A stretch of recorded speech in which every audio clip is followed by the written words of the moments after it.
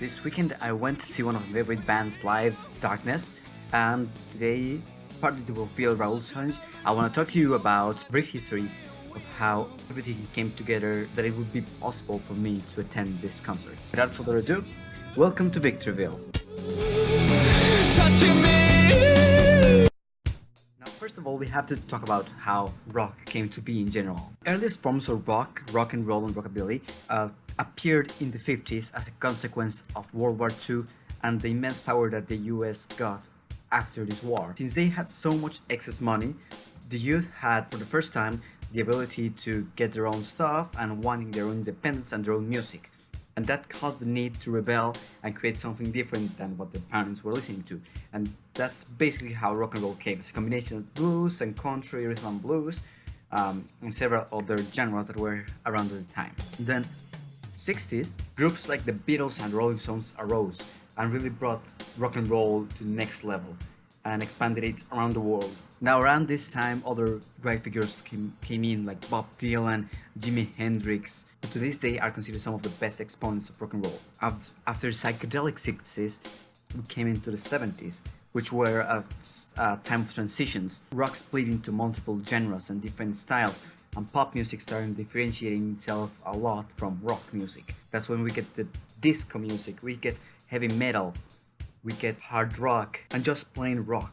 Now for today's purposes, we'll focus on how heavy metal and hard rock evolved. Those were the genres that were the most important for this story in particular.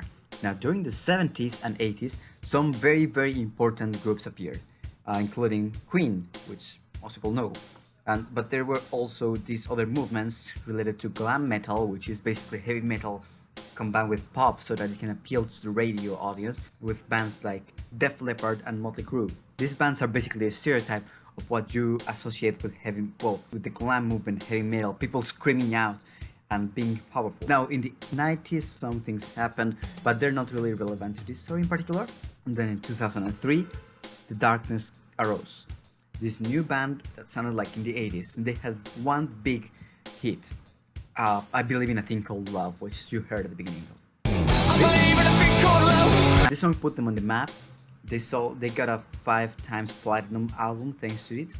But then they basically faded into obscurity, although they continued to have several great albums.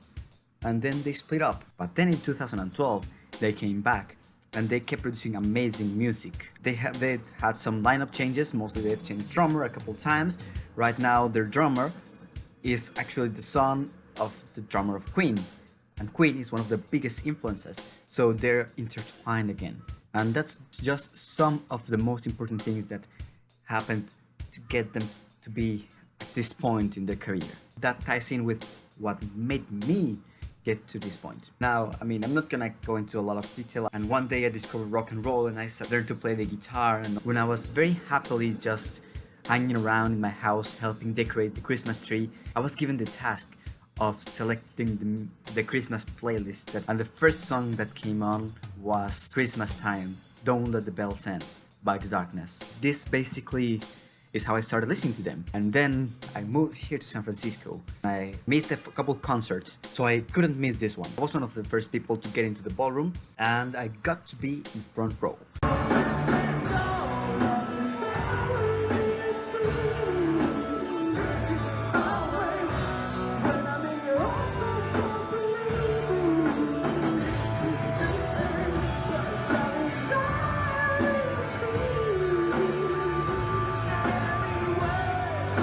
You can see there were a lot of things that went into me being able to experience this at all. And to answer your question, Raul, I do like history now.